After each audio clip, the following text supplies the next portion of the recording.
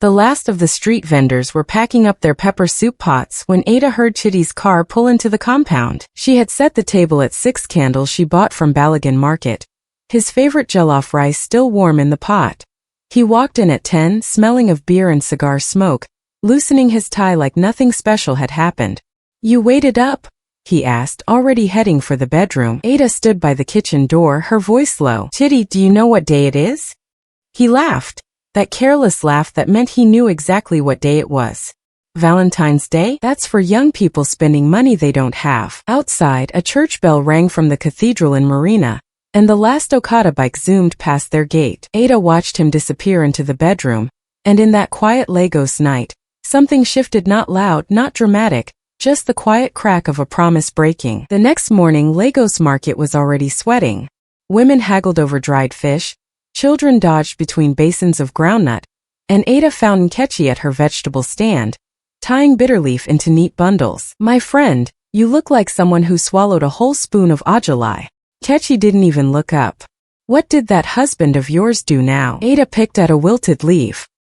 "He came home late last night. No gift. No dinner. Just talk about work." Nkechi stopped tying.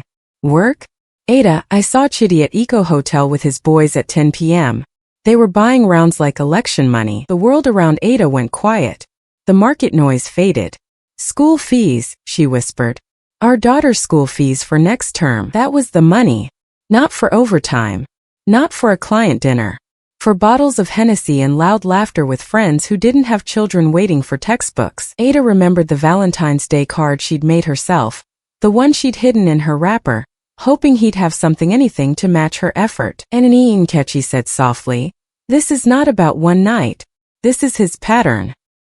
He spends what belongs to tomorrow on today's happiness." And in that moment, surrounded by the smell of fresh tomatoes and the laughter of market women, Ada understood. The Valentine's Day disappointment was just the symptom.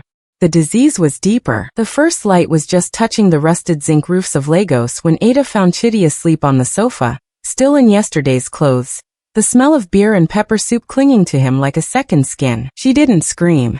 She didn't cry. She just placed the school fees receipt on his chest and waited. His eyes fluttered open, confusion giving way to recognition, then to that familiar defensiveness she knew too well. "Chitty, I need you to answer one thing," she said, her voice steady as a market woman's scale. "Which love do you celebrate? The one that buys drinks or the one that pays school fees?" He opened his mouth, but no words came. And in that silence, Ada felt something shift. Not anger, not bitterness, but a quiet, iron resolve. By the time the mosque called the first prayer, Ada had already transferred her market savings into a new account, one with only her name and her daughter's. She walked to the school gate that morning, her daughter's small hand warm in hers, and understood something Valentine's Day had never taught her. Real love isn't a single day's grand gesture. It's the daily sacrifice that shows up when nobody is watching. If this story touched you, subscribe for more tales that teach us what love really means.